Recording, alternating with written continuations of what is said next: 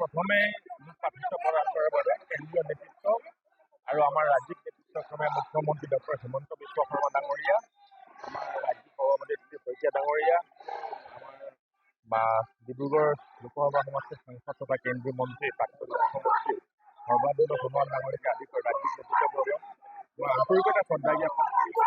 ধন্যবাদ জনাইছোঁ যে তেখেতে দলৰ প্ৰাৰ্থিত্ব প্ৰদান কৰিছে আৰু এইবাৰ নিৰ্বাচন প্ৰতিদ্বন্দ্বিতা কৰাৰ কাৰণে সুযোগ প্ৰদান কৰিছে।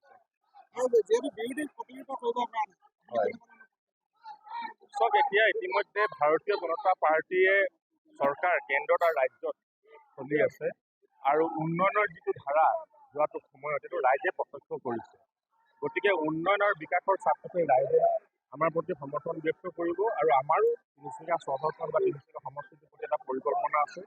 ৰাইজৰ সহযোগত সকলো জাতি জনগোষ্ঠী ভাষা ভাষী লোকক একত্ৰিত কৰি পেলাই ৰাইজৰ সহযোগত আমি তিনিচুকীয়া সমষ্টিটোক সৰ্বাংগ সুন্দৰভাৱে গঢ়ি তোলাৰ কাৰণে আমাৰ প্ৰয়াস থাকিব। যিহেতু বড়ো জনগোষ্ঠী সৰ্বাংগ সিংহৰ তিনিচুকীয়া এটা বেংগৰা পুখুৰী আছে, তেনে ক্ষেত্ৰত নেটৱৰ্ক জনগোষ্ঠীৰ ফালৰ পৰা আপুনি প্ৰতিনিধিত্ব কৰিছে, কেনেকুৱা অনুভৱ হৈছে আৰু কি ক'ব? মই ভাৰতীয় জনতা পাৰ্টী এটা সাৰ্বজনীন দল আৰু মোৰ এটা সাৰ্বজনীন দৃষ্টিভংগী আছে।